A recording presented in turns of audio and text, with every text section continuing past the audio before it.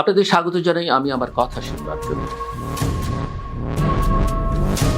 12 ফেব্রুয়ারি 2026 একই দিনে জাতীয় সংসদ নির্বাচন ও রাষ্ট্র সংস্কার বিষয়ক গণভোট। কাগজে কলমে এটি নতুন বাংলাদেশের দিকে যাওয়ার এক ঐতিহাসিক সুযোগ। বাস্তবে এই সুযোগটাই এখন আস্থার সংকটে আটকে গেছে এবং ভীষণভাবে আটকে গেছে। কারণ যে প্রতিষ্ঠান নির্বাচন পরিচালনার কথা, সেই নির্বাচন কমিশনকে অর্থাৎ ইসিকে ঘিরে প্রধান প্রতিদ্বন্দ্বী শক্তিগুলো বাংলাদেশ জাতীয়তাবাদী দল বিএনপি, জামায়াত ইসলামী, এমনকি জাতীয় নাগরিক পার্টি এনসিপি পরস্পর বিরোধী অভিযোগের বৃত্তে ঢুকে পড়েছে। কারো অভিযোগ ভোটার স্থানান্তর ও ডাক ভোটের নকশা নিয়ে, কারো অভিযোগ মনোনয়ন যাচাই বাছাইয়ে দ্বৈত মানদণ্ড, কারো অভিযোগ মাঠ পর্যায়ের প্রশাসন কারো পক্ষে হেলে আছে। এই পারস্পরিক সন্দেহ একসাথে জমা হলে নির্বাচনের ফলাফল যাই হোক, সমাজে গ্রহণযোগ্যতার ভিত্তি দুর্বল হয়ে পড়ে। এটাই সবচেয়ে বড় ঝুঁকি। সমস্যাটা কেবল কে কার বিরুদ্ধে অভিযোগ করলো সে পর্যন্ত সীমিত নয়। আসল প্রশ্ন হলো নির্বাচন ব্যবস্থার ন্যায্যতা কিভাবে দৃশ্যমান হয়।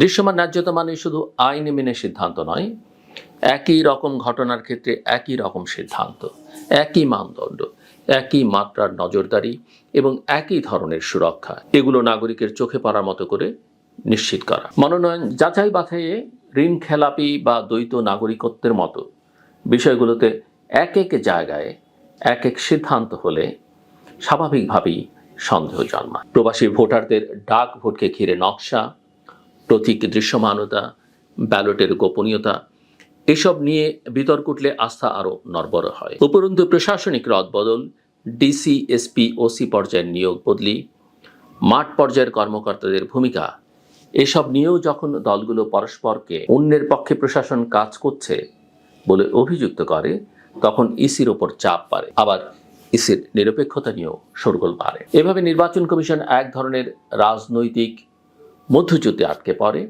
যেখানে কমিশন সঠিক কাজ করলেও জনতা বিশ্বাস করতে চায় না, আর ভুল করলে সেই ভুলটা বহুগুণ বড় হয়ে দেখা দেয়। নির্বাচন ও গণভোট একই দিনে হওয়ায় ঝুঁকিটা দ্বিগুণ।